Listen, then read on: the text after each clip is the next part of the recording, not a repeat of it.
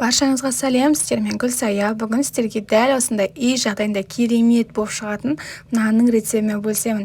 Өте оңай жасалады және булочка сияқты жұмсақ болып шығады. Ең алдымен менің каналыма тіркеліп, жанындағы қоңырауша белгісін басуды ұмытпаңыздар. Өте жұмсақ, дәл осы рецептпен жасап көріңіз.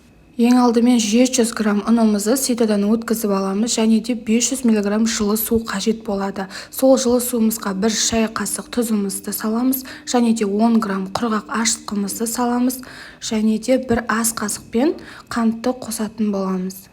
Ең соңында 1 ас қасық сұйық майымызды қосамыз. Сұйық майымыздың иісі болмауы қажет. Енді барлығын жақсылап біркелкі масса болғанша араластырамыз. Ситодан өткізілген ұнымызды үлкен ыдысқа ауыстырып алатын боламыз және де дайын болған қоспамызды аз-аздан құйып, видеода да көріп тұрғандарыңыздай қамыр жасайтын боламыз. Қамырымыз жұмсақ болуы міндетті.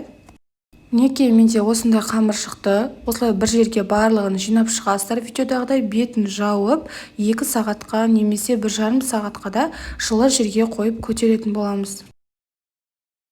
Мінекей менде 2 сағат уақыт өтті. Қарап тұрсаңыздар, қамырым өте керемет болып көтерілген. Міне қараңыздар, осындай болып көтерілуі қажет. Енді қолымызды кішкене ғана сулап алып, қамырларымызды барлығын жинайтын боламыз. Бұл рецептпен 2 нан шығады, бірақ та мен ең үлкен табада 1 үлкен нан пісіретін боламын. Осылай табамызды майлап аламыз. Барлық жерін майлап болғаннан кейін қамырымызды дәл видеодағыдай осылай ішіне қарай қайырып қолымызбен созатын боламыз. Осылай дәл видеодағыдай жасайсыздар.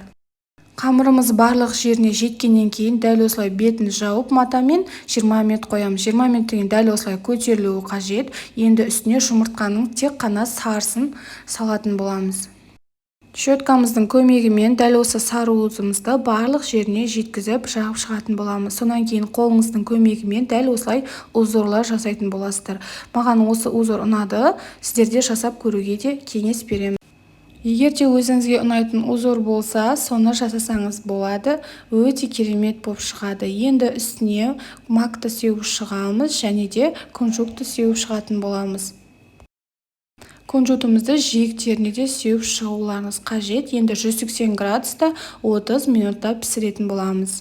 Мінекей менің наным пісті, қызарып әдемі болып шығады. Тіпті піскен бойда кішкентай балалар осылай жиегін жеп қояды. Іші жұмсақ, қазір толықтай суытатын боламыз. Мен сіздерге ортасын көрсетейін. Өте керемет жұмсақ болып шығады, булочка сияқты. Менің каналыма тіркелуді ұмытпаңыз. Сіздермен болған Гүлсая.